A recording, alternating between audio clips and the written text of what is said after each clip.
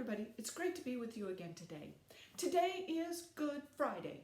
It is a really good day, but today's story is a little sad. No, it is a lot sad, so be prepared. It's going to end on a very sad note, but we have to get through today to get to our glorious Easter morning.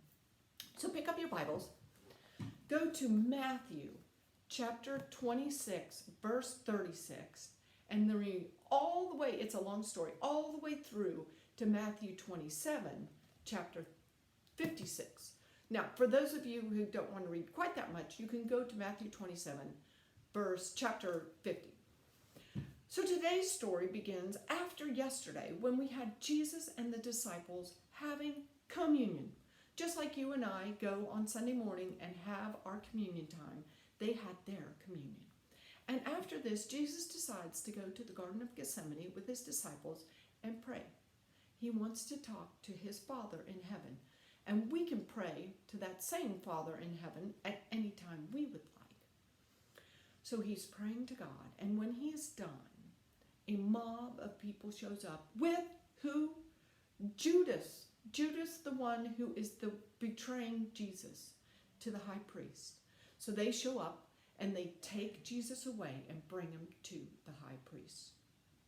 The high priest is sitting there and he begins to ask Jesus question after question after question. They're trying to trap him into saying something that would make him worthy of being arrested. But Jesus remains silent. He doesn't say anything until finally the chief priest asks him, "Are you the Son of God?" And Jesus answered, "As you say." And then Jesus says, "You will see the Son of Man seated at the right hand of the God the Father in heaven." And at that, the chief priests tore their clothing off. You know why? They didn't believe that Jesus was the Son of God. Now, you and I know that he is, but those chief priests, they did not. So they said, "We will arrest Jesus for this, and we're going to take him to the Roman leaders because Jesus should be put to death for making such a statement." So they take Jesus to the Roman leaders. And the Roman leaders begin to question Jesus. And they question Jesus and question Jesus. And while they're doing this, a crowd has assembled around the proceedings. And all these people are watching what's going on. And the chief priests begin going in and out of the crowd.